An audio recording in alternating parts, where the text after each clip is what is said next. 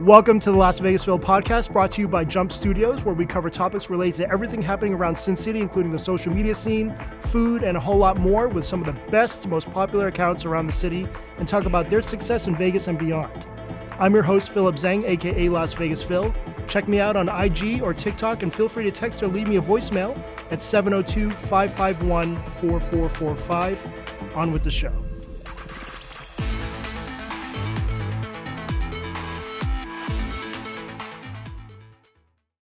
Welcome to this week's podcast, guys. I get a lot of emails from chefs and owners that want to be on the show, and honestly, I don't know if they actually even listen to the show at all. But the fact that a lot of them don't have much of a social media impact is the reason I'm not really into it.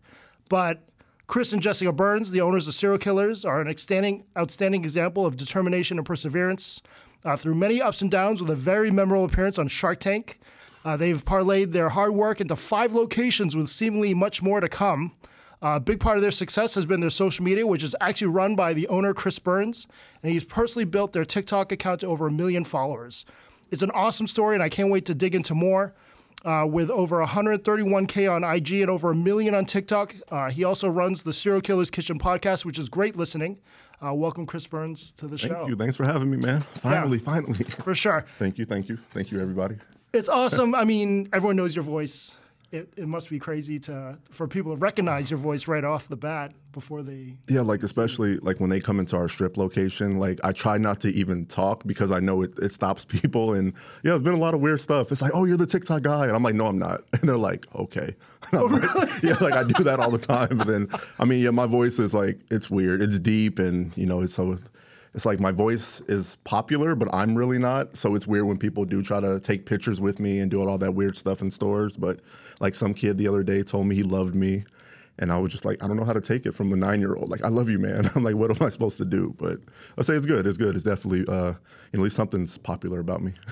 What's really cool is you took the whole thing into your own hands and blew it up yourself. And I think what's cool about that, like another example is Saint Honoré. You know, Alexandra kind of took the reins, and people go in the store just to meet her. Yeah. It's the same thing with you. I know, especially now because I'm going to start showing my face more. I think that was like part of my New Year's resolution to do more things like with me on camera and stuff. But yeah, it's cool. Like I do say that I didn't do it by choice. It was kind of I had to. I had no other choice at that time because if things were different, I wouldn't have taken this project on because it's definitely time consuming. I bet. Most owners that I speak with say they have no time to do this. I'm sure a lot of owners that have met you are asking, how the hell where do you find the time? Yeah. And then when I tell them that I try to post 3 videos a day, then they're really like, how the hell do you do that? But I don't. Like now at this point, because once I started trying to make it more of a schedule, I started adding a day for shooting. So I'll go in on like a Tuesday or Wednesday, and I'll try to just shoot 15, 20 videos just in one day? Yeah, just to get through thankfully everything we do, especially with TikTok and Instagram, is really quick. So it's just a little quick, and I kind of stick to the same structure of like if I'm doing an ice cream video or a cereal video. So it's pretty easy. Like once you get it going, it's just more like the editing, and that part is what takes forever. And that's where like, you don't sound the same when you're talking compared to when you're on tape, and then you're trying to be perfect. And I just say, forget it. I just like whatever comes to my mind, I'll try to say it, and that's how I do my editing. And I think the natural flow really resonates with a lot of the people following. Yeah, and I definitely try to like talk SHIT. Can you say that here? Talk. Oh yeah. Talk mess. Like yeah. Just that attention grabber. Like if there's anything that people like to do is like listen to negative, or like I challenge them. Hey, I bet you can't. Like a lot of people do. I bet you never had. I'm like, well, I bet you can't do this. Or I bet you never had. So I do the same thing that most TikTok voiceovers people do. But that's definitely what I've tried to implement into my strategy. And clearly, you're the best example of not having to hire an outside person to run the social media. For restaurant owners, and there are a lot of them that listen to this, what is some advice? What are some steps to start if they don't have the budget to run their own, or nobody does it the way they want it? Yeah, I think first, obviously you have to start. I think the thing that I do is thankfully, like, we don't have this giant corporate backing yet that like I can do what I want to do. So I just throw stuff off the wall. Like I guess that everything is content. Yes, I know our store is definitely different when it comes to that. Like, you know, just everything is Instagrammable or social media related. But yeah, just I do random stuff. Like you'll look like one day I threw Oreo on the ground and it got like 50,000 views. Like and like I got a couple million views on this lady asked to put ice in her cereal. So it's just little stuff. Like you don't know until you try. And when you actually try, it fails, in my opinion. Like I got the lights out, I did all this cool stuff, and it's like, not that I'm saying like 30,000 views is a little bit, but for our page, that's not really what we call a successful video at that point. But yeah, so I'd say just try it. Like that's the biggest thing. Just try and just schedule a little bit of time. You don't have to do 3 videos a day. I just listen to all these social media masters online that says you need to post 3 times a day and all this stuff, but just try to do 1 a day. So just try to shoot 7 pieces of content for the first week and then add on to that. And then once you get, you know, 200 days in, you have so much content you can repurpose. Like repurpose your content, because like I wouldn't post it 3 or 4 times like in the same week. I would wait a couple months and just, you know, because like I say, what I realized the hard way is that like all your followers don't see your stuff. And like that's the thing I had to learn. Like I've learned so much from this podcast. We can get into that later, but it's just like this one? Yeah. Oh, like wow. like everything that's changed, like everything that I've added probably in the last 3 months has came probably everything from this podcast. Like we can talk about like from just the voiceovers with the headphones, like Oh yeah, Hooked LV's headphones. Damien, Yeah, like I keep these with me now, like, and it's so much better audio wise instead of just trying to talk. Especially like if your phone has a case and it gets dirty and it's muffled. So yeah, like I got that from him. I've got a lot of stuff from Drew, just like I know he's not gonna like this, but connecting my Yelp to my ads and just running ads, just little stuff. Like I try to take everything you guys have said, because obviously it's working. I think everybody That's you've brought awesome. in here has built their following for a reason, and also built most of the businesses in town for a reason. So I try to, like, this is like my information. Like, thanks, man. no, like I say, it's Thanks like for listening. that's real. Like I've listened just about almost every episode, just about. So a couple of them I had to catch back up on, but Thank yeah, you. it's been a lot of good ones. A lot of information that I take from you guys, and even starting my page off, like I didn't know what kind of content to shoot, so I just copied you guys, copied Lindsay, copied Ryu, copied Phil, like great everybody. people to Like I just copy. like, I would copy you know, Lindsay I all just day if I could. just copied. Like, but everybody's style is so different. Like Yeah. remember back when I first started, I'm like it's so old, but everything was picture related. Like you can post a picture and a good caption, but it's like, yeah, it's just the world has changed around us. So that Henderson location, I remember it because I went to Fruit Juice when Hooked was running Fruit Juice in that the Galleria Mall food court. That opened in 19. Yeah, we're going on 4 years in a couple months. We had 4 years. Yeah, that was yeah. I would say this: if you don't have restaurant experience, if you don't know anybody who owns a restaurant, if you don't know even how to run a business, don't start with a restaurant, because Lord, I tell you, that's what you did. That's what I did, Yeah. because I 14 years with the city government, and I was just like, I've had enough. So hey, I have a notepad with probably like 100 ideas that I wanted to start, and I thought starting a restaurant would be the easiest, like especially you know, bringing the cereal bar to town and stuff like that, thinking that I can do it all with $20,000. Because that's what I had budgeted for it. But then the mall was like, hey, we'll give you $70,000. I had no idea what tenant allowance was, and I'm like, okay, we have over 100,000 to work with, and then just not understanding how much it costs just to remove a McDonald's and then put in a serial killer. Like that was like, yeah, we were dead before we even started. So like we just trying to bounce back from that. Like, and then, you know, dealing with contractors and their schedule. They want to work on the bigger jobs because construction was kind of booming then. You know, we're 7 months delayed paying expensive rent at that point. So it was just a learning experience. And but also, like, I'm glad we went through it, because it's made us pivot so much and learn different ins and out of the business that we probably wouldn't have known without going like to business school or something. Or so like I said, it was definitely a learning experience, but I'm glad we made it through, because Yeah, and look at you Yeah. now. I mean, Henderson, Centennial, started killing it, then Arizona, Planet Hollywood. And then Salt Lake City in 2 weeks. So, Right. And then we have Maryland also. So it's like Maryland, how did Maryland happen all the way across the the country? same group that owns Salt Lake City owns like 15 locations throughout the country. So these were the next two that were the closest to being completed. And I was like, well, let's just see if we can do these two first. So we have, like I said, if everything goes good with this group, we're going to open probably in all their locations. They have 30 across the country just in their little situations. So they're all multi-use, so it's condos above and stuff like that. So, Wow. And like they're all in big cities also. So either they're in really big cities or they're in small towns where there's nothing else. So it's like a weird balance of, but it's good. Like say they're paying for, they offered to, pay for our equipment, our build out and everything. So it's really no risk. Like we pay a deposit and we buy our cereal. And then that's pretty much the, so we'll just see how it is. It's testing, it's free tests and markets. And then if we do good in that location, then we can build our own stores in those same cities if they don't have any other locations. So. And I was listening to our podcast. So the newest ones are kind of like more of a drive-through concept. Oh no, those are the ones that we're gonna build. Okay, we're I got it. there's not gonna be any more like what you guys see like in regular strip malls or whatever like that. We're not gonna do those anymore. It's just it's a headache. I would say unless you I would say just the fact that we're so seasonal. Like if we're not in like popular areas like on the Strip or like downtown Disney or amusement parks, stuff like that. Like I just don't like all the hard work that goes into it. Like and then just having to, we kill it during the summer, the hot months, and then we have to save that money to get us through the slow months. Because thankfully here in Vegas we have like 9 months of good weather, but like on the East Coast or in Utah, like, they're snowed in, so I just don't want to even take that risk. Like I've learned my lesson too many times and, just really location. I know I always thought people always say that. That's stupid. That is so true. It can really make or break you. Like, just like we have stores on two separate sides of town and like the revenue is so different. But I'm like, I understand why. This location over here sucks. This location is right off of the freeway where everybody can see it all day. So it's just...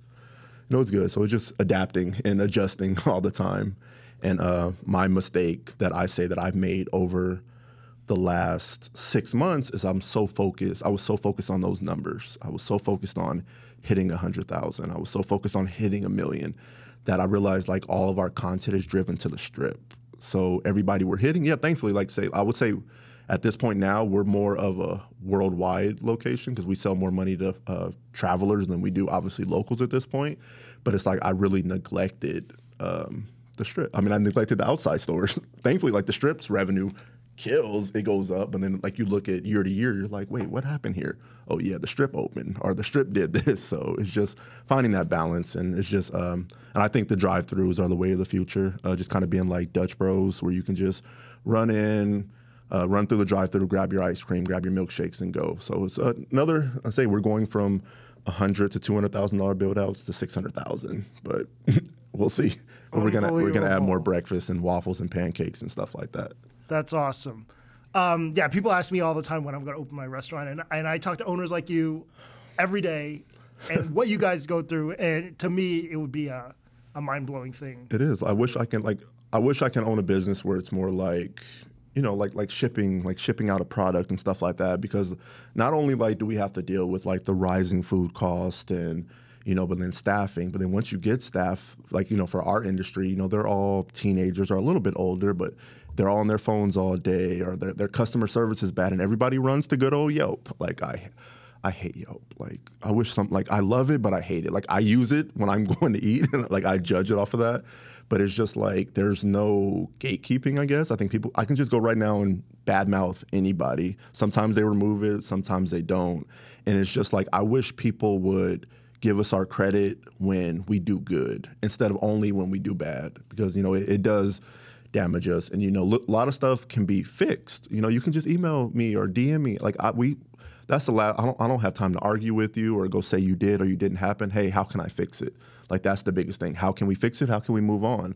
Like you don't have to go, and then everybody adds on to those stories. So it's not just, oh, the customer service was bad. Oh, the customer service was bad. We had a lady literally went to her car, put water in an ice cream, and was like, it was all melted. Oh my God, are you kidding me? And then we recorded, like we have it's our Arizona store. There's a camera outside. So we posted it.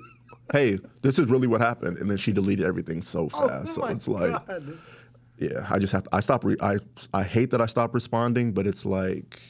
If you want to ruin your day. I had to. Yeah, a lot of owners say, if you want to ruin your day in seconds, just go start reading Yelp. And I would respond to everybody. And I do it on our Instagram. Like anybody who tags us, I repost it. Like I try to keep that relationship with the customer good, but it's like when it's just negativity and then stuff that we could have easily fixed, like if it's bad, I go back like once a month and read it, but I don't read it every day like I used to. I would get a alert and like, oh, and then flip out. Like, wait, what happened, staff? Then they tell me their side of the story, and it's like, okay, 1 + 1 isn't equal to 2 right now. Right. So. As a business owner, how important is Yelp, and how important are Yelp and Google reviews? They are. They're the outside of social media. They're the most important because. Like if there's any restaurant that I've never heard of, or if I see that I like that you guys post, oh, what's their Yelp review? Okay, everybody has like a standard. Like I'm not going to eat under a 3-star, right? Like I'm not going to eat this. 3 stars is basically 1 star. 3 stars, like So you go down and you read the bad reviews and see like. But if it's like customer service, like if it's you can kind of from our side I can gauge if it's good or not. No one's saying the food is nasty or it's dirty or anything like that. So yeah, but it's very important. It kills some people sometimes. Like I remember I was working at the city, and you remember the whole MTO situation? MTO downtown. Oh yeah. Where the owner like cussed out the employee. God, that's right. And then everybody runs to Yelp, and like it worked for us too. Like on Shark Tank, everybody ran to our Yelp. Oh, this place is so great. I'm like, thank you, but they're gonna delete it. So, but yeah, it's probably the second most important thing, just because it prevents a lot of people. From going to your place, especially if they're just, hey, ice cream, and then we pop up, 3 stars. Let's just go to Dairy Queen. Let's just go to Cold Stone. So it's very important. It's been over a year since your Shark Tank appearance. Yeah, I think almost a year and a half. Year and a half. Yeah, I don't even know when it was. So you can legally talk about it now? Yeah, it's been almost 2 years, I think. Okay. Whatever. Yeah, we can talk about it. I love that show. So how did that come about? Man, right before the pandemic, like I've watched just about every episode of Shark Tank, and I've always been trying to think of ideas to go on Shark Tank, not to actually make money. Like, hey, how can I go on Shark Tank? And I had looked randomly. I was like, hey, let's see if they're actually doing a casting or if they're casting for it. And literally, this was a Friday. There was an open call the next day at the Venetian. You just thought about checking it out. Maybe I was watching it or something like that. And then I was like, wow, it is an open call. So then I was like, I'm going to go. Then my wife, she was pregnant. She was like 8 months pregnant. I was like, they're not going to take me if, it was all the paperwork was done with her name too. And it was just like, whatever. So I went to the Venetian, and that line, I tell you, was probably 800 people deep. A lot of familiar faces in that line. I didn't know anybody. Oh, wow. I literally went through the whole line and didn't see anybody that I knew because they time. At that point, they time the open call with CES, and they do it at the Venetian. So it's every tech company, period. Yeah. Like that's in town. Everybody's there to pitch their company. So 800 people at that open call, and they do open calls all throughout the year. And then they choose maybe 100 to go on the show each season. So yeah, I did it. I couldn't find, because like my whole idea was serial killers. I wanted to wear like a Freddy Krueger or Jason mask, but it wasn't around Halloween. I couldn't find a mask.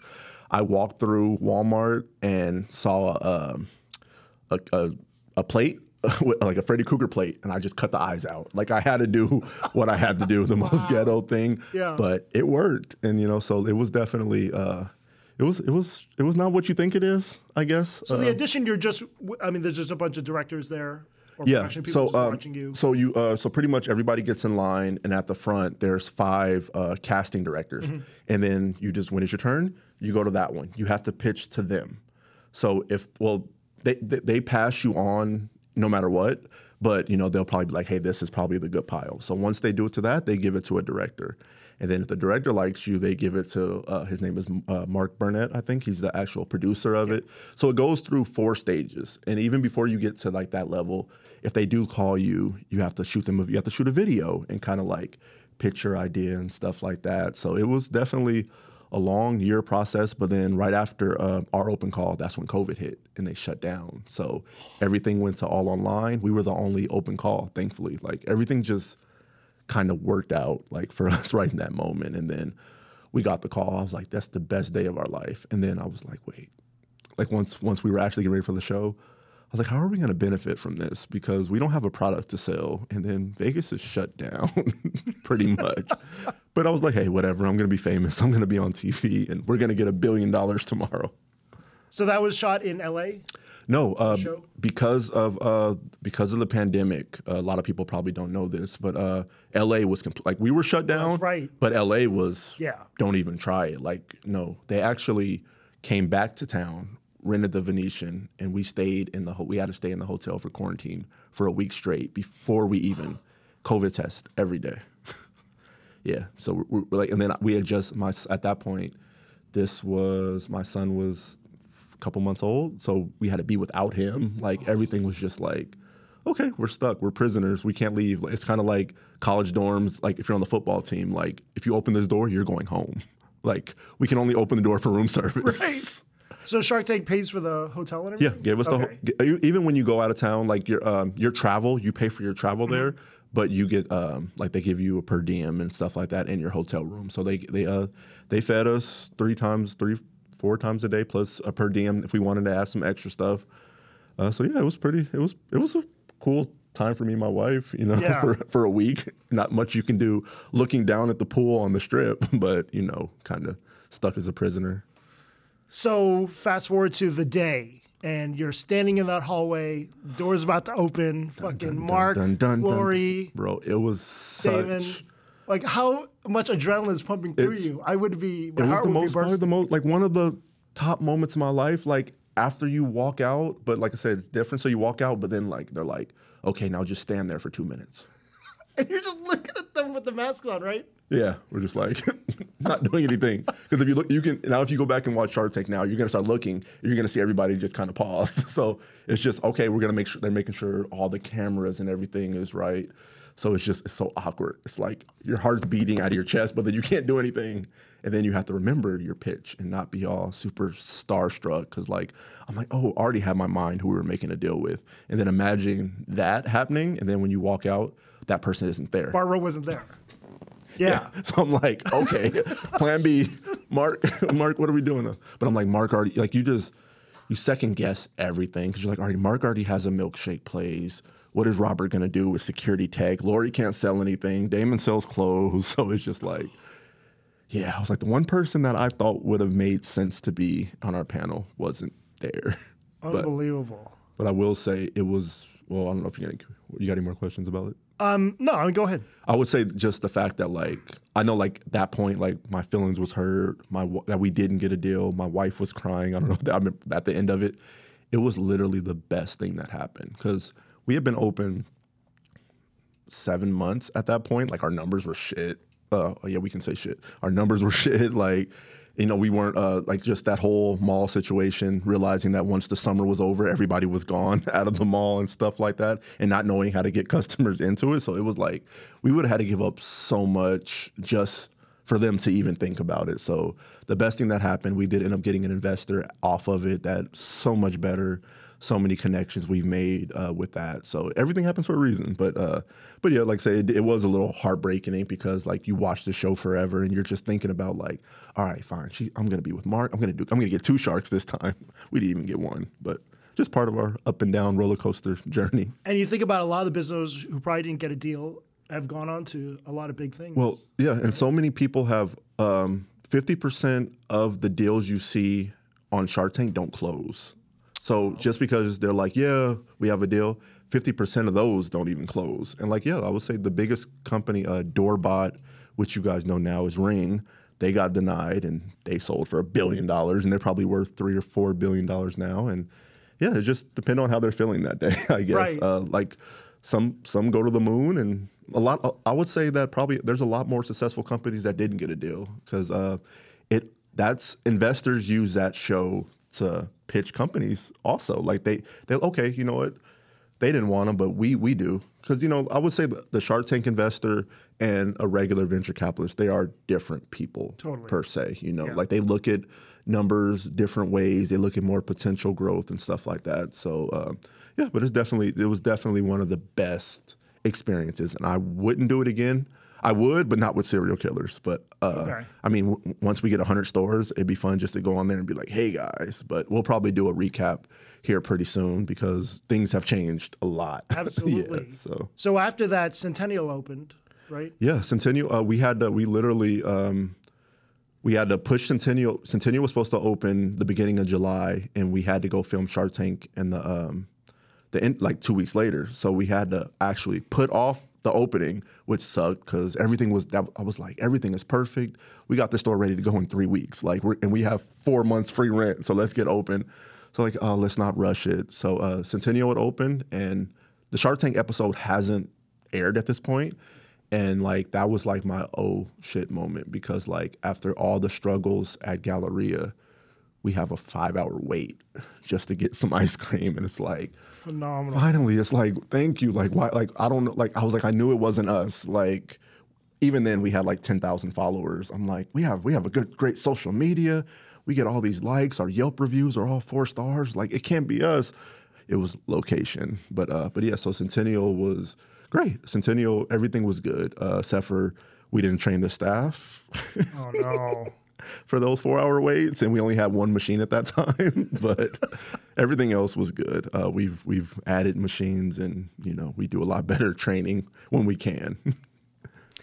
So how did it feel that finally hit 1 million followers on Serial Killers? I don't know. It didn't really feel like. You celebrate. You went to different. 8 Ounce. You tagged me. Yeah, I did. Yeah, me and my wife, we did go eat. I was like, we have to do something. I was like, are we gonna throw the 1 million with the Rice Krispies up again? Are we gonna go get a donut made from Carl's? Because those are some of our good people. So it was just like, okay, let's just say we hit it, and because I didn't feel anything. Like I don't know why we think about those milestones and really nothing changed. Really, I guess. Yeah, nothing really changed. Like it felt great. It felt like it was like a weight off of my shoulders. I wasn't even trying. We had like 55,000 followers on Instagram, and then we had about 850,000 on TikTok. We were just trying to get to 1 million. We weren't worried about 100,000 because I just say Instagram are haters. They just want you to pay for everything. But we had one post that actually both of them blew up at the same time, like 25 million on one or 23 million and 20 on the other one. And it's like, crap, like you open your phone and every 5 minutes it's like 1,000 followers, 8,000 followers. So you just kind of let it sit just to see how high you can get it. Yeah. So we hit them pretty, I think we hit 100,000 on Instagram first.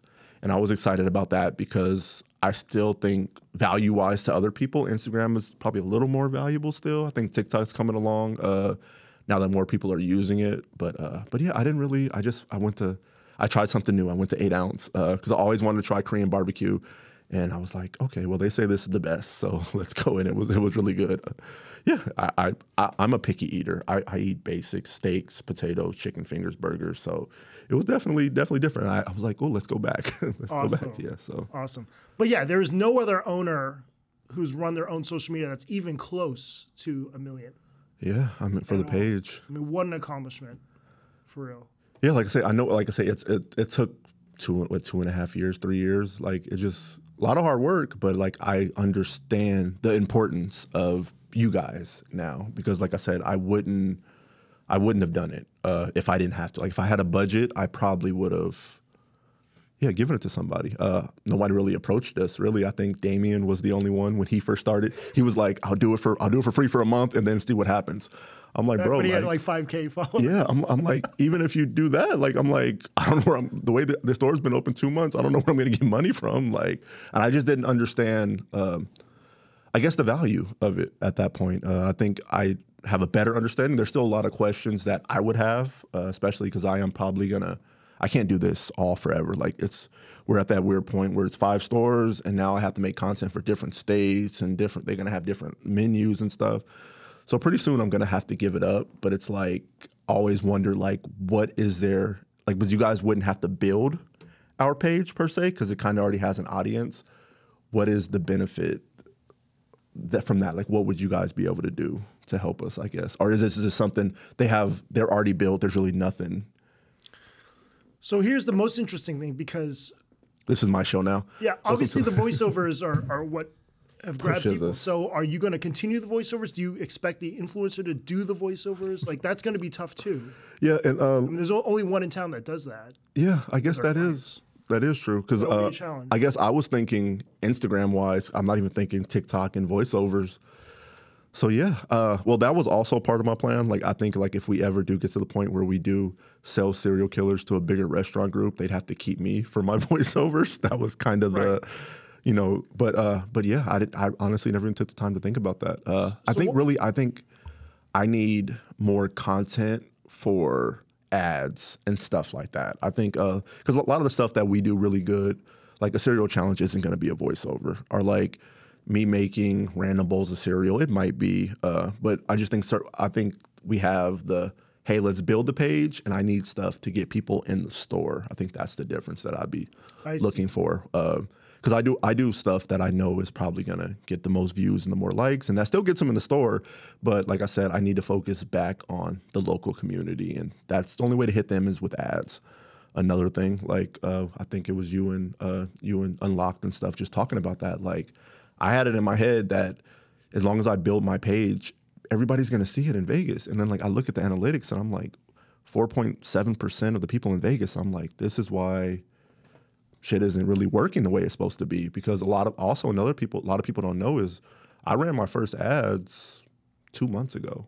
So all this growth, we ran ads twice, like $500 before the opening of both stores, the Strip and Centennial, and that's it. So everything that we've done has been pretty much organic, like from the beginning, from all the influencers coming, which I haven't seen any of you guys in years, except for Phil and Lindsay. I was about to say, I remember Lindsay and Radio Heather's posts. Bro, that was like the most nervous time in history, because like I didn't understand how the influencers worked, all I know is like everybody found out we were opening and everybody was emailing or DMing us. And then I was like, well, maybe because we needed some traction at that store. This was like after like the winter. I was like, let me just send an email to Lindsay to see if she wants to be the first one to do the food challenge. And like, I was like, she's gonna say no, or like but she was so cool, man. Like, that's why I say like now I will do anything for Lindsay. Like, I don't care. Like, she was like, hey, can you put your thing on this app? I don't care. Like, it was just because like I asked her and she actually came, and her and Heather came through and helped us. So like that, I'm always like indebted to her. Like, I feel like that. Her and Ed's not around anymore really like that, but he came and stuff like that. So it was just like, I didn't know. Like, I wish there was a book on how to properly reach out, which I have a better understanding now. You guys have emails and stuff like that. And I'm pretty sure us as restaurant owners don't look at it from your guys' point of view, like all the BS you guys get, and hey, come get this free milkshake. I know you're gonna jump. Gas costs more than the milkshake just to get there. Right. And then but now it's like on the flip side, now that our page is more established, we get a lot of, hey, you want to collab? And I'm like, so much of that. I'm like, all right, guys. Like, and I don't try to be like any like cocky or anything because we have a bigger following. But like, if you have 7,000 followers, like, it's just you taking time out of my day that I can be shooting content and I can hit 100,000 people instead of, and I get it. Like, but just come in. Just if you're a growing foodie or influencer, whatever you want to call it, like, you got to put the time in, bro. Like, I would say like Damien, like, I would say out of everybody, like, he was hustling. He was going unbelievable. Like, he was hustling. Door to door. Like I said, at 18, maybe 18, 19 at that point. So it's like, it's good to see like his page blow up and get to where it's at. Cause like you can see the people who do it just for meals or just actually have some kind of passion or actually want to help it. And I do understand you guys have to make a living, but it's like also like, it does take away our time also, Starting out, we need you guys the most, like especially if we're starting a new concept. But if we're established and it's like you kind of understand that like, unless it's one of the bigger pages, it's not an immediate boost. Like if you get 10,000 followers, we might see 10 people, maybe if we're lucky. So I think it's just having that understanding and respecting each other's times and going through the proper channels and not just saying, hey, could I come tomorrow? Or hey, I have like, send something. I don't know. Just make it a little better. Yeah. It's worse. And it feels like a lot of the LA foodies do it worse. Yeah, they just, oh, I'm in anyone. town. Like, what are you gonna do for me? Like, Yeah. like you're like, I understand, like you're getting content to boost your page. I think if we look at it more as a partnership, because obviously, like, if your post does good, if my post does good, you benefit the most. Really, like your followers probably go. If you get 1 million views, you're gonna get 1,000 followers most likely, and like now you can go to the next company. Hey, look what I did for them. So I think it's just having the respect for each other and just kind of going that way. So now that you're feeling so many influencer and creator requests, and all of us do too, we all run accounts, so we see, how those come in. What's your feeling on the current state of influencer and creator culture? Oh man, I see. Like I said, I haven't really been that involved in it. Like I say, everything is just how I see, because like I would say when we first started, it was real cliquey with, I'm not saying with you guys, but just with everybody, because there was more like groups instead of, everybody was just kind of competing, but then it was like everybody shooting the same style of content.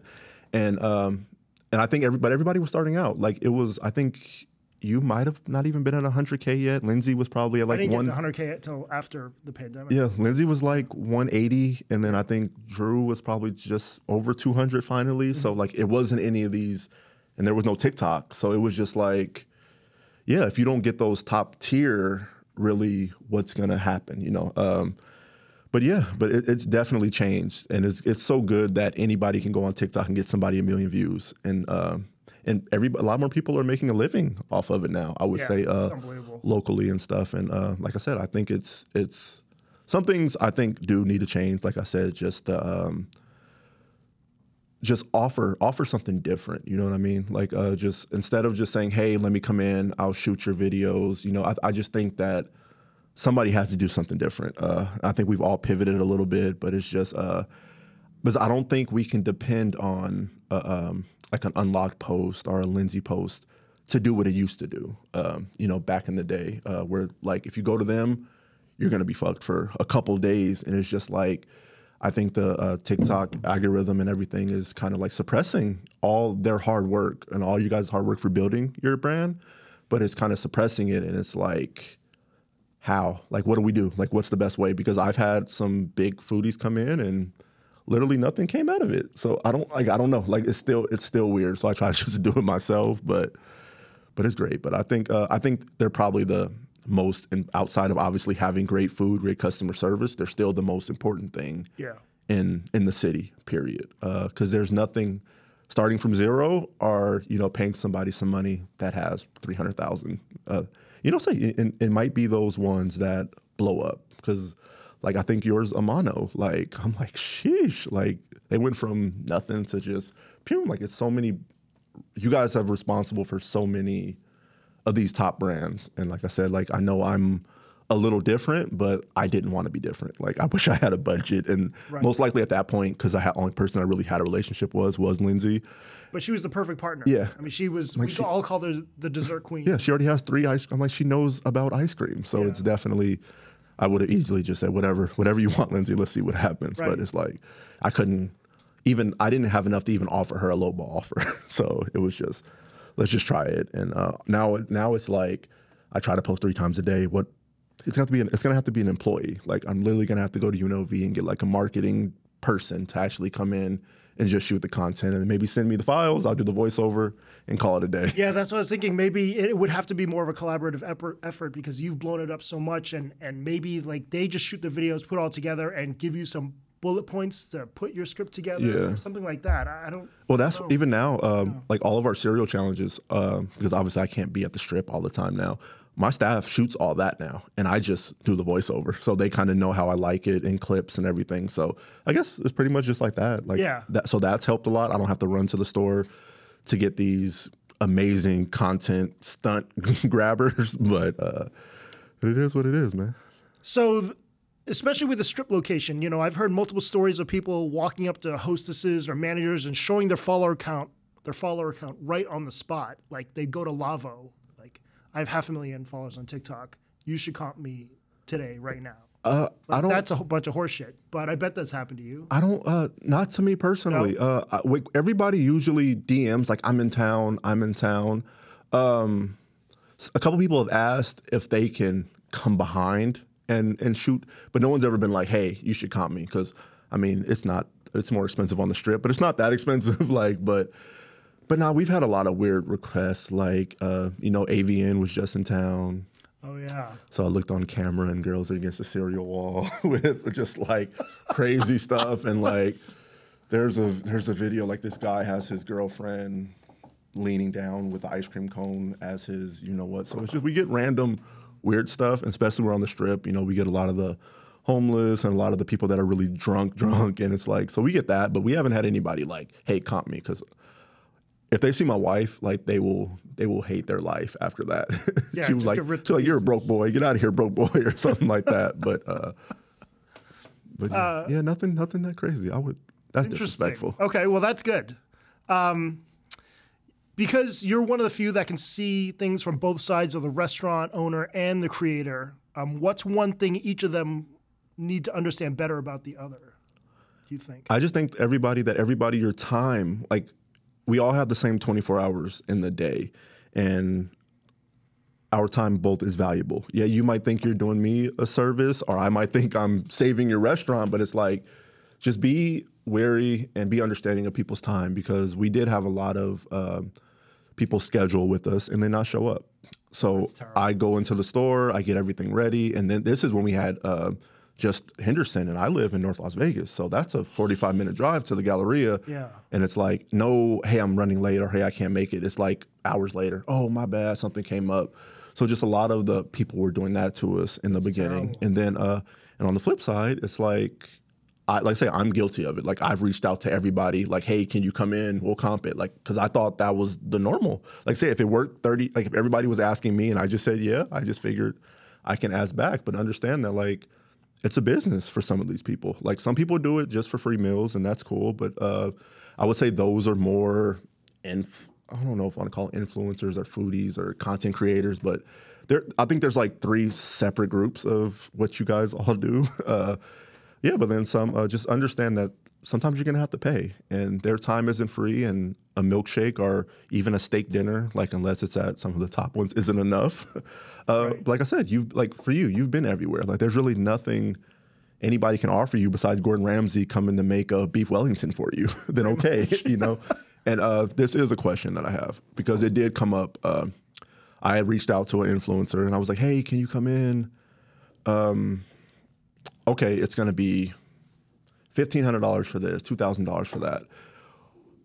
This was my anger then. This is 2 years ago, but I'm like, wait, but I just saw all you guys at Gordon Ramsay's opening, and I know they didn't pay you for that. I just saw all you guys here, so it's like, that's the one time I was like, man, forget everybody. I was like, they'll go do all this stuff for free for people who really don't need it, who have a budget to pay them, but then they would like, but it wasn't even like, it was like, person had like 8,000 followers. Yeesh. Like, trying to charge me $1,500 to come shoot a video. I'm like, what are you doing?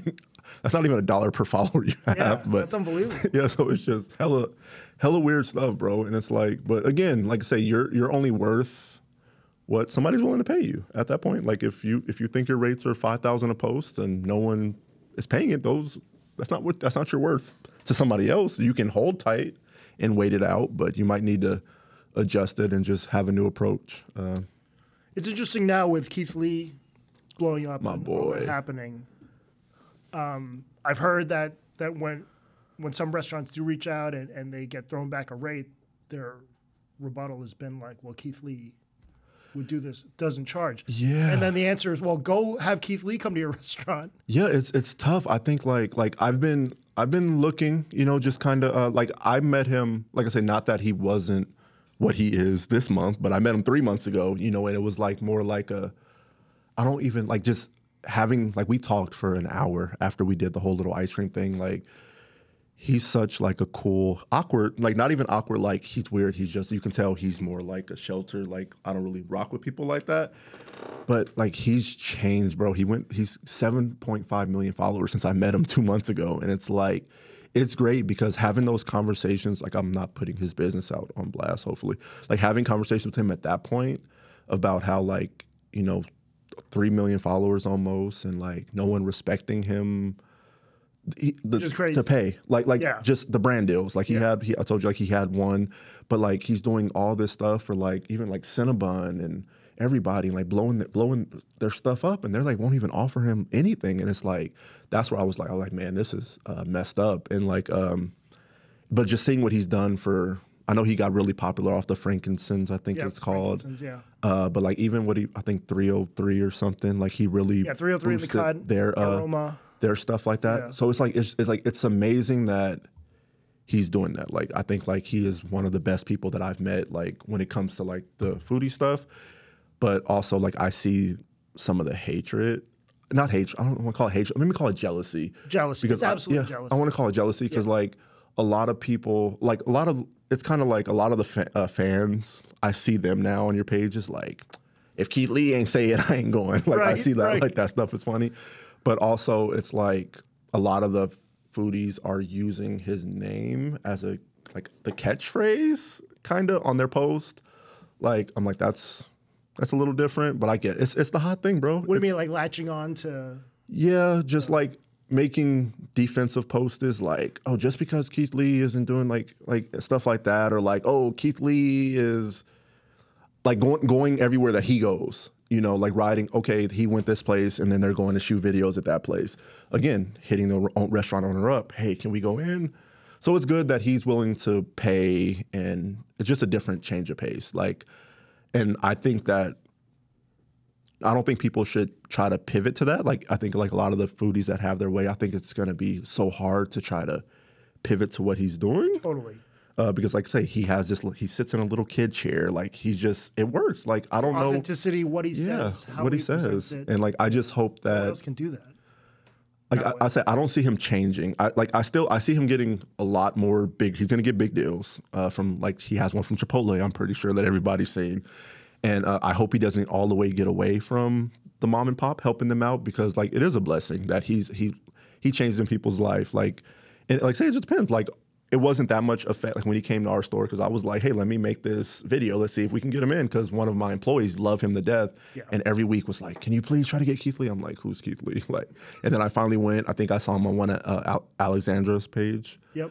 She kills too. I was like, hey, let's try to get him. And literally one video and he came. And it was like he was so authentic. And it wasn't like, hey, like I'm not gonna give you a good score just because I like you and we're cool. I was like, bro, I don't want any of that. Like, what I like, all of us here will like a different milkshake from our store. Like, we have to cater to everybody. So some scores are going to be bad, some are going to be good. So it's just like it's part of the risk of asking someone to come in. You know, it's different if he would have popped up. But like I say, it was definitely fun, and I just hope that. Like I say, it's his moment right now. Like there's really it's been unbelievable. They made a comparison like 20 years ago when 50 Cent was dropping his album.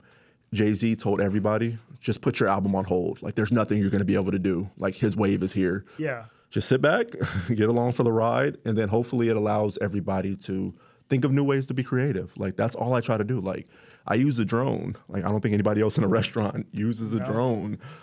Just a lot of different ways, a lot of different skits, fun stuff. Like we're doing like a chopped setting with cereal. Like, oh, this is the secret ingredient. So I can make a donut. I can make this. So it's just trying to adapt and find your own lane. I think you can't replicate his authenticity. A lot of people have that same heart where they just want to help people, but it's his wave. Everybody's going to compare you to him, or they're going to say you're biting it. So I literally made a Mr. Beast bar video 2 days before he posted about that Mr. Beast. I was like, I can't put this shit out now. Like, what do I look like putting this out? Like I'm just riding the wave. Right. And it's like let him have his moment. And I just hope everybody supports it. And but also like people understanding restaurants, like he's busy now. Like everybody, I can't imagine what his email inbox is like. It's not even in Vegas anymore. Yeah. It's across the world. Everybody is calling him and like, I'll fly you out to do a video. So understand that like, if you didn't get him while you could easy, like, and it's gonna be harder. So it's like trying to get you, or trying to get Drew, or trying to get Lindsay, trying to get Ryu. Like it's gonna have to go on a schedule. So just understand that isn't if somebody is offering you a decent deal, you might want to take it right now, because that Keith Lee train, it's a lot of people behind it, and you have to get in line. And you might not even have a business by the time he makes it out, waiting on him. And then also understand that, like, say, thankfully, like, it would have helped, you know, at the Henderson store, but thankfully, you know, we have the Strip, the bank, I call it, because it supports everybody. Right. All the posts aren't going to do good. You're not going to get 30 million views sometimes. People might not feel that need to run and rush to your store. They might not even like even if he likes it. I just don't want people to start turning on him. Because that's what's next. Like, that's what's next. It's going to be, oh, I got him out. He posted one video. It only got 400,000 views. Okay, we all go through slumps. And I tell you, like, I go through a time where 5 million, 4 million, I can't miss. And then 30,000. I'm like, what did I do? Did I change my voice? Like, what is it? So it's just definitely. The ebbs and flows of social media are rough, and I'm very curious to see how Keith's journey is gonna go on from here. TV, like, it has to be like I don't know how you keep I'm randomly popping up, don't be perfect in a TV show, because you're gonna have all those waivers and stuff like that. But, like, I think YouTube is probably the best thing for him, like, just from the outside looking in. Like, if he does his own show, still have somebody pay for producing to film it around, but don't attach it to a big network where they have to follow all these rules. Because YouTube, like, if I go in your store and record, like, there's really nothing you can do. I guess you can ask me to take it down, but let me monetize it first. Right, right. But, I mean, overall, it's just an amazing spotlight on Vegas food. I mean, there's so many people have so many more eyeballs on Vegas food, and I think it's really benefited, all of us. Yeah, I think, like I said, everybody is winning right now just because of one single person and his. I don't know if this was the journey he set out to do. I think he just wanted to be a food critic per se, and then he started helping some people and, like, hey, I do have a little bit of influence. I don't think he calls himself an influencer. He does call himself a critic right now. Yeah, food critic. I'm like, that's cool. That's different though. You have a foodie, you have an influencer. He's like, no, I'm a critic. So, and long as he keeps that honesty, I don't think he can lose. I mean, you have 10 million followers now. Like, you're only going to continue. It might not be you might not get 7 million followers in a month, but. Well, once the Mr. Beast collab comes up, then he'll probably be like 100. Jeez. Yes, no telling when. Yeah. We all just want to have that Cali Bomb post like Ryu. That's all. Am I saying his name right? Yeah, Ryu. Sauce. Okay, Paul Ryu. Shout out to Paul Ryu, the viral goat. The viral.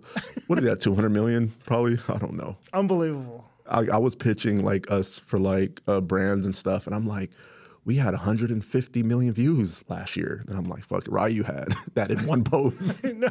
Fuck my life. Okay, so we're going to go to 10 questions.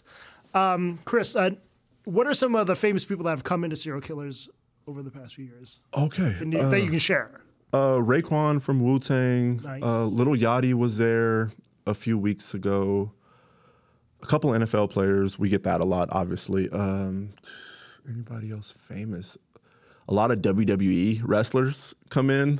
I forgot. She's the champion, too. I forgot her name. Her and her husband came in. She was just beefing with Soulja Boy a couple weeks ago. I can't remember her name, but, like, she came in, like, mostly athletes, though, because, you know, we are on the Strip. And Planet Hollywood, it really isn't a big name. Like, if we were at Caesars, it'd probably be a lot more. But yeah, that's pretty much, like, that I was there. Like, we've had a lot of, there's that person walking by, like a lot of football players. In Summer League, we get a lot of the basketball players before they're out there, but nothing too crazy. There's a lot of fitness people that love going to your place. Like, I just did the podcast with Terrence Ruffin. He has been, like, second place in the Mr. Olympia the last couple years. He loves cereal, and then a lot of all the Mr. Olympia, like, that week was, like, crazy for us because they come and get, like, the peanut butter shakes, or just they eat a lot of cereal because I guess it doesn't affect their diet too much, I guess. But so yeah, we get a lot of bodybuilders, and then obviously now we're starting to get a lot of the competitive eaters, because I would say we probably have maybe the most popular outside of Nathan's. I don't know any other one that's got over 100 million views, period. Like, I know, like, Raina goes to a certain place, but, like, I just think collectively us posting it, this might be one of the most popular food challenges in the world at this point. So yeah, we get a lot of, you know, we're working with, there's a couple of really top ones coming in the next couple of weeks and stuff just to do it. So yeah, everything is so weird because everybody has cliques and rules, and it's like they were all here this week for the bagel competition, but they're part of a national food league. Yeah, I guess that's why Raina won't join them. Won't join it, because you can only do what they tell you to do. I'm like, all this stuff is crazy. Crazy. So Cinnamon Toast Crunch is your favorite cereal of all time. Easy. What's number 2 and 3? It's changed so much. Today, it's Cinnamon Toast Crunch. It's these Cinnabon cinnamon roll cereal. And then probably either S'mores, it has a Z at the end, not the S, or the Reese's Puff clusters. So they're just like different texture Reese's Puffs that I like a little better. That's probably it right now. It changes so much, but I'm not really the fruity cereal person, so I stick with cinnamon. I know you hate cereal. Fruity Pebbles. I hate Fruity Pebbles, and I love it. They're so like unique for us. Like I'm pretty sure everybody's seen our Fruity Pebble taco. We know where that Fruity Pebble taco came from. Somebody had a cone with Fruity Pebbles on it. Yeah, so it seems like, we can just go into it now. So it seems like many people kind of saw CJs and serial killers were using several of the same key ingredients right around the same time. I mean, so that was the perception of everybody. Yeah. So I didn't, once I got ready to open the store, I started following all the foodies. Mm-hmm. And then it changed my algorithm. I don't know how to say that word. It changed it to where all of a sudden I'm seeing all the restaurants, right? So then I see this place, CJ. I'm like, oh, they have a bunch of cool stuff, and they have cereal stuff. This is before we even opened. They were open way before us. And like they were interacting with us, like, hey, this is cool. And at that point, we were only doing cereal. We were only going to do, our whole intention was bowls of cereal. Stupid idea, but that was our intention. Then I saw the drill literally 2 weeks before we opened. I don't know how I found $10,000 for it, but I found it, and I convinced my wife to let me order it, and it's been game changing. How long before? When did you get the drill? 2 weeks before we opened. 2 weeks before you opened. Yeah, thankfully if we would open on time, we would have had the little wiring blender, like selling hundreds and hundreds of milkshakes a day without a automatic cleaning system. It would have never worked. So thankfully, I saw it online on Instagram at that point. So yeah, so they had been doing cereal, but I thought they were just, kind of like Yogurtland or any of those places where they just put a little bit of cereal on top. And at that moment, I was like, hey, they have those cereal cones. I was like, we're never going to do that until they started talking shit. I'm not going to blame who. But yeah, so like they started putting signs up in their store like the real serial killers. And I'm like, we were just. Well, they did? Yes. Oh. It's like everybody's sending me like, hey, why? And then they spelled it with a Z at the end. So it's pretty obvious. Yeah. I was like, okay. And then all the foodies was like, well, you know who owns that store? I'm like, who? They're like, Drew. I'm like, okay. That's why he doesn't respond to any of our emails, right? So I didn't understand their arrangement, I guess. Like obviously he doesn't own CJ's anymore. But at that point, I was like, fuck CJ. Fuck Drew, fuck Unlocked, like calling my brothers, because I'm like, you're emotional at that point because like your business isn't really doing well, and you're like, what are they doing this for? Like they're literally they followed us, they're commenting on our pages, and then we're commenting back, following them, and then all of a sudden it's just like some weird shit, and I'm like, hey, and everybody's, oh no, that's just how he is, and then again from your podcast, just like watching him, I'm like. What am I upset? Like, why am I losing sleep over somebody who's not thinking about us until it comes to cereal, obviously? But I was like, bro, he's cool. I was like, kind of like when you go to the Dick's restaurant, like that's kind of their persona, and like it works. Like if I can do what he does, like just kind of test the boundaries, and I would. That's what built his brand, and also he has done a lot of good for the community and stuff like that. And he's built a lot of brands, and a lot of us. Copy things that he does. So like say, but it's just at that point, I don't think people understand that like the power that you have. Because like right now, if you or Keith or anybody's like, nah, don't go here, they won't. And especially like a lot of the foodies look up to you guys, right? Yeah. So if you're like, hey, here's John the foodie, and you're like, hey, don't support that store, they're not going to. And like literally like, that's what I was like, maybe that's why people don't come. Because once you align yourself with him, then it's like, okay, you can't like serial killers now. But like I said, it's cool, man. Like I said, there's so much money in this city, and I think all of our customers are different. Like I don't compare myself to yes, it's ice cream, but like that's ice cream. That's real ice cream. Like we're milkshakes, and we're like everybody knows we don't make our own ice cream. Like we're a whole different brand. Still dessert, but it's like I'm never gonna be like I have the best ice cream. Like, I have Thrifty, and I put cereal in it. Like what do you want from me? Delicious. We work, and we actually did try to do our own flavors. It just doesn't taste as good. But like I say, once I got over that, like I still follow him. I like his page. I get a lot of recommendations like, oh, hey, let's go eat here. That place looks good and stuff like that.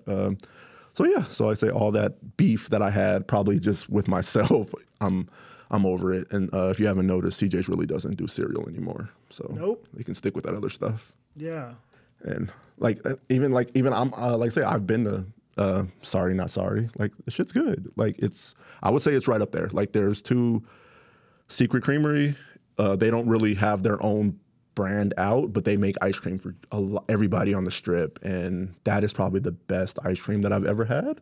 I've only had like 3 flavors from Sorry Not Sorry, but it's like why am I holding this grudge with somebody who really doesn't care? So like let me go support it, because I know how hard it is, to run your own business. I'm pretty sure we all start off on that high wave, but at some point, once you start opening more stores, your main store starts to struggle. Not really struggle, but it just, it spreads out. Everybody's less attention because you're spread out. Once you go from 1 to 5, like we're not going to have lines like we used to. Like even right before we opened the Strip, a year and a half later at Centennial, there was still on the weekends, there was an hour wait still. And thankfully the Strip saved them, because these 17-year-olds are mad because we close at 9 or 10 and they're here till 11 once they finally get everybody out of the door. So it's just, as you open, I think you have more of appreciation, just support. That's my biggest thing. Like I even did like a little series on my page. Like I go to different restaurants that I love, and I just try to support them with our following, just to get them, if any more eyes on it, any opportunity.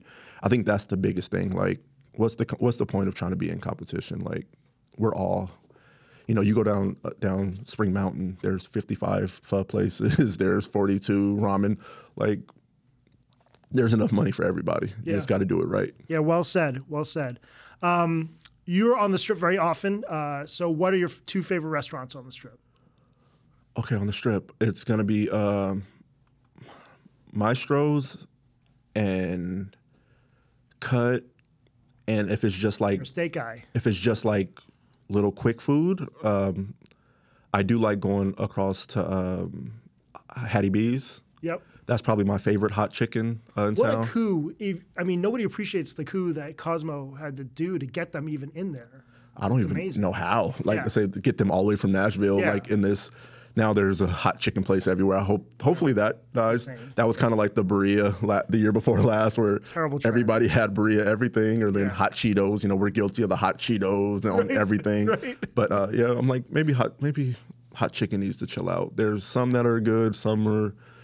Yeah, so between Hattie B's and probably Houston's were probably my favorite of those. But on the Strip wise, just because we're right there, I go over to Hattie B's a lot. Secret Pizza, which I think it's okay. It's just they went from $4 a slice to $7, and I'm like, oh. Yep. But that's all of our costs are up so much, and rent is not cheap on the Strip. So I definitely understand. Yeah.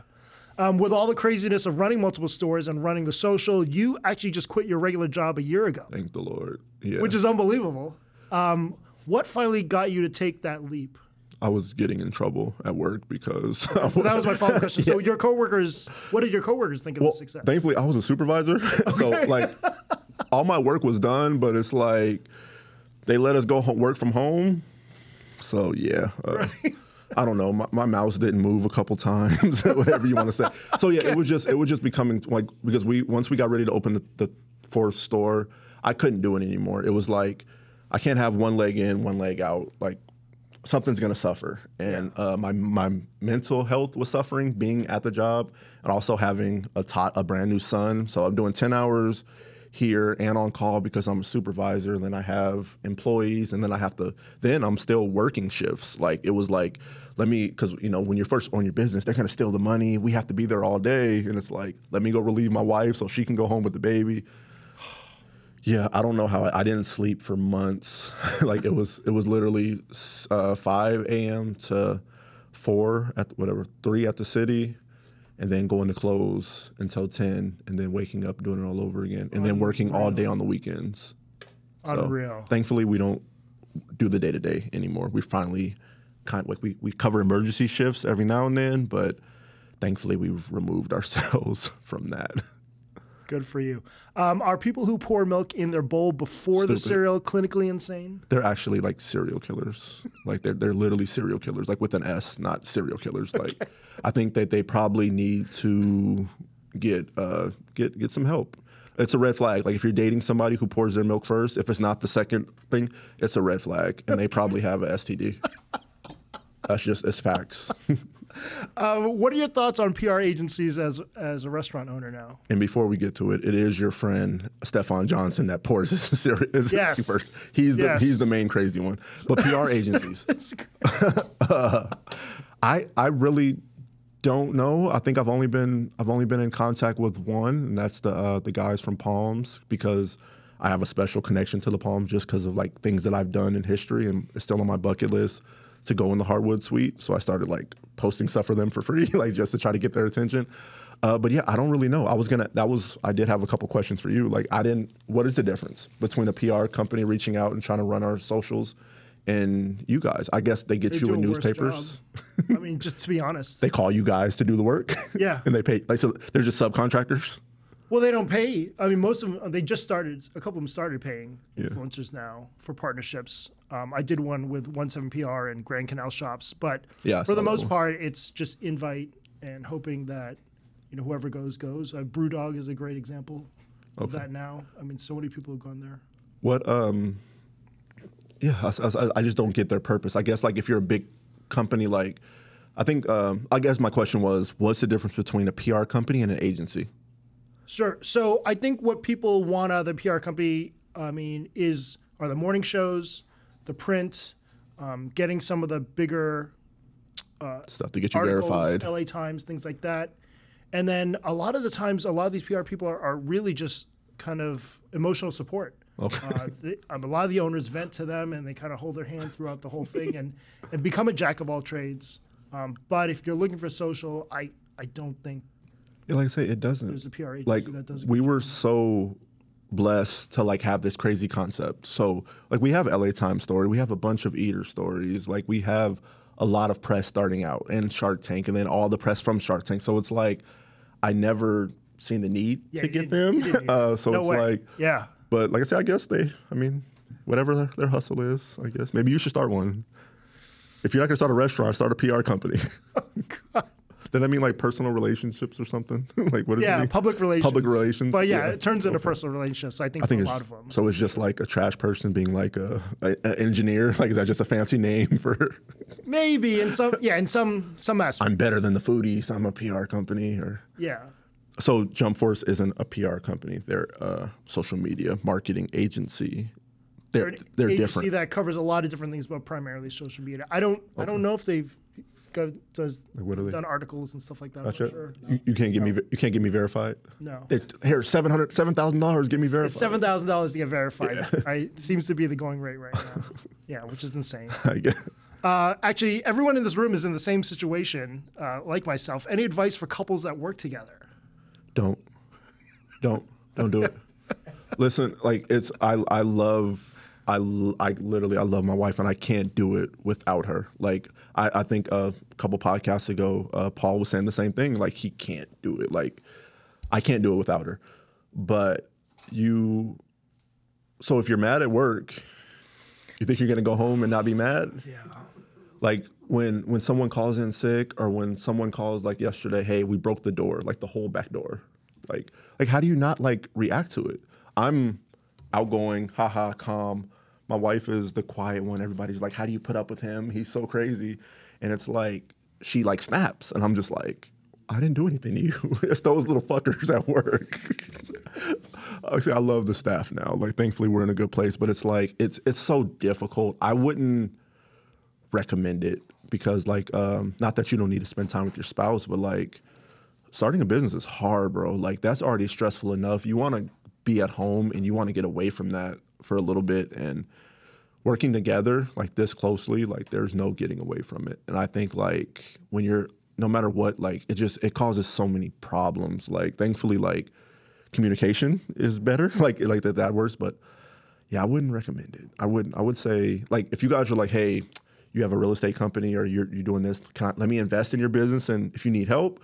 But being so interlocked, I wouldn't do it. I don't think it's a good idea. Yeah, my wife has created a boundary where like after a certain time of day, we can't talk about work. I mean, how you not talking about food, Phil? It's like you got to eat breakfast, lunch, and dinner. I don't know. It's like, I don't know. When are you not going to talk to her? But yeah, but that seems tough. to be the effort we've been trying to make. Yeah, but it's just really just staying. I stay in my lane. I do behind the scenes. I try to get people in the store. I try to come up with crazy milkshakes, and she does it day to day. And it's just kind of like even if you don't agree, you have to let the other person have that moment. Like that's your lane. So I think that's been the best thing is just making sure we know who does what because our way of thoughts are different. I see 50 years down the road. She's more of let's handle this right now. I'm a big picture guy, and so I wouldn't do it though. Okay, all right. And then finally, what are a couple things you'd tell yourself 5 years ago? The guy 5 years ago sitting next to you. There's a couple things you would tell him. Okay, don't just take the first location just because they were the first ones to say yes after everyone said no. That's why we went into that stupid deal. Like I can real fast. Like imagine paying so much money for a space and then another restaurant person was like, oh, they offered me that same space a couple months before you for 3/4 of the price. I was like, oh, I'm just a fucking idiot. But I didn't know. I'm like, I went into the Galleria and it was the summer. It was packed. I was like, there's no way we don't make all this money here. And yeah, but so I would tell myself, yeah, and just shit, I don't even know. Like, what would I tell myself? I think just go harder. Go harder. Yeah, I have a lot of lazy moments. Like now that we're finally in a good place, that we have staff and stuff like that, it's easy for me to just be like, I'll do it tomorrow. Stop saying I'll do it tomorrow. Because, tomorrow might not come or, tomorrow's going to add some more stuff you have to do tomorrow. So everything gets pushed back. I still feel like I can go harder. Like, I don't know if anybody's realized. It sounds like you're going harder than anybody. But have you seen my social media? I've maybe posted 5 times in the last month because I hit those fake goals and it's like, I'm so fucking burnt out. Like, let me regroup, let the algorithm change up a little bit. Let me try to push more ice cream and milkshake, stuff that we actually sell in store and stuff like that, and stop trying to be TikTok famous. All right. Great advice. Guys, follow the Serial Killers Kitchen, the Serial Killers on IG and TikTok. Check out all 5 locations. If you've never checked it out before, it's basically a fat kid's dream come true. And any final thoughts? No, I just think, I think everybody respect your time, respect the other person's time, and just do so. I always just want to tell the influencers and the foodies, just do something different because like when they all rush, so it's like one store open, one person goes out and does something good, everybody rushes out and tries to do the same thing. Just stay in your own lane and just do whatever's best for you. I guess it's the best way, and just try to find something different because it is getting oversaturated with. With TikTok, everybody can be a foodie. Everybody can kind of be an influencer. All it takes is one little viral video and then if you have like 3,000 followers, just reach out to people who have less followers than you. Don't reach out to... Or just suck it up and pay for the food. Yeah, don't reach out to if you want to do it to Gordon Ramsay, don't do it to me. Well, this was a treat. Thank you. Thank you, man. Appreciate it. Thanks for having me, man. Yeah, this was amazing. This is amazing. Till next week, thanks so much. Thanks for tuning in to the Las Vegas Phil podcast. For more information about me and where I've been dining recently, check out my IG and TikTok at Las Vegas Phil. Feel free to text or leave me a voicemail about anything you want, 702-551-4445. Stay tuned as a new episode of the show debuts every Monday morning.